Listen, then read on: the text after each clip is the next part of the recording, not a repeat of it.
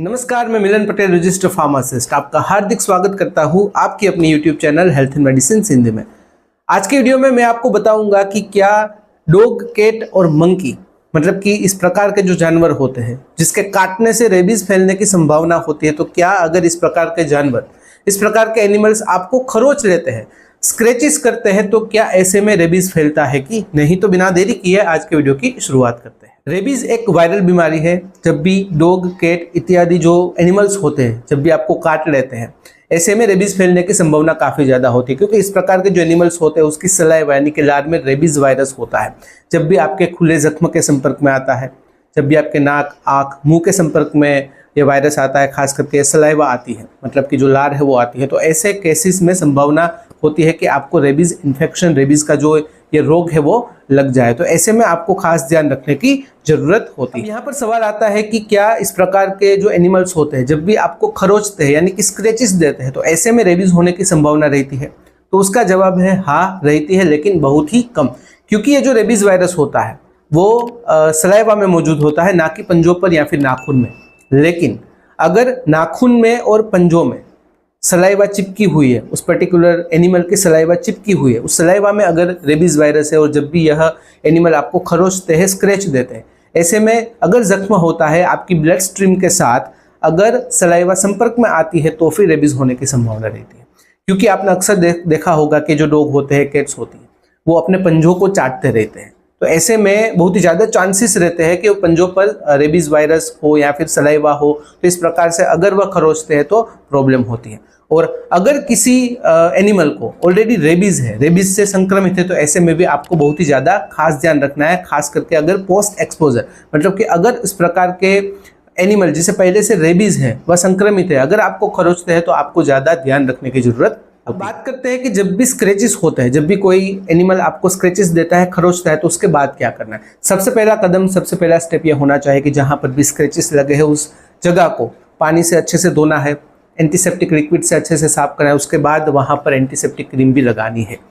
देखिए, कभी कभार क्या होता है कि जब भी कोई एनिमल आपको खरोचता है तो वहां पर जख्म नहीं होता, तो आप उसे हल्के में ले लेते हैं, तो ऐसा भी नहीं करना है।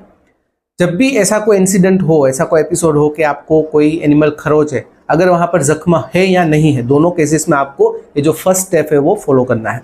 दूसरा स्टेप क्या है कि अगर आपको थोड़ा सा भी डाउट हो, जैसे कि जब भी आपको एनिमल कोई खरोचता है, तो ऐसे में आपको अगर गीला जैसा लगता है, थोड़ा वेट जैसा वहां पर मालूम होता है, या फिर आप देखते हो कि जो कोई ये एनिमल होता है उसकी जीभ बाहर है, लार टपक रही है, आपके हाथ पर उसकी लार चिपक गई है, और अगर वो आपको स्क्रैच देता है, तो ऐसे में आपको डॉक्टर से बात करनी है। और जरूरत होने पर अगर डॉक्टर बोलते हैं तो पीईपी यानी कि पोस्ट एक्सपोजर प्रोफाइलैक्सिस जो वैक्सीनेशन होता है वो भी करवाना काफी जरूरी होता है। अब बात करते हैं प्रिवेंशन के बारे में, मतलब कि इस प्रकार के इंसिडेंट्स को होने से कैसे रोका जाए, इस प्रकार के रोग को फैलने से कैसे रोका जाए। सबसे पहला स्टेप होता है पेट वैक्सीनेशन। अगर आपके घर पर पालतू एनिमल है, पालतू जानवर है, तो ऐसे में उसका रेबीज के सामने सुरक्षित होना आपके और आपके परिवार के लिए जरूरी होता है। तो आपके जो भी पेट एनिमल्स है उसे समय समय पर वैक्सीन देना काफी जरूरी होता है। नंबर 2 है keep away from unfamiliar animal, मतलब कि ऐसे जानवर, ऐसे एनिमल्स जिसके बारे में आपको पता नहीं है, मतलब कि ये पता है कि डॉग है, कैट है, लेकिन कहाँ का है, कहाँ से आया आपको पता नहीं। तो इस प्रकार के जो भी एनिमल होते हैं उससे थोड़ी दूरी बनाए रखनी है। हालांकि भारत के लिए थोड़ा मुश्किल होता है, क्योंकि भारत में शायद ही कोई ऐसी गली, कोई ऐसा मोहल्ला होगा जहाँ पर डॉग्स और कैट्स नहीं होंगे। और जो पपीज़ होते हैं, जो डॉग के जो बच्चे होते हैं, वो जो इंसान के बच्चे होते हैं, उसके दोस्त होते हैं, उन लोगों को बहुत ही अच्छे लगते हैं। तो ऐसे में भी आपको खास ध्यान रखना है कि बाई चांस अगर कोई स्क्रैचेस हो जाता है, बाइट हो जाता है, तो आपको ध्यान रखना है। और खास करके अपने बच्चों को, अपने परिवार के सदस्यों को भी यह बात समझानी है ताकि इस प्रकार के रेबीज के इंसिडेंट्स कम हो जाए। तीसरी बात है रेगुलर चेकअप। अगर आपके घर पर कोई पालतू जानवर है तो ऐसे में आपका, आपके परिवार का, आपके पालतू जानवर का समय समय पर चेकअप होना काफ़ी ज़रूरी होता है। अगर आपके बच्चे अक्सर गली मोहल्ले के जो भी डॉग्स होते हैं उनके साथ खेलते हैं, उनके पपीज़ के साथ खेलते हैं, तो ऐसे में भी रेगुलर चेकअप करवाना काफ़ी ज़रूरी होता है।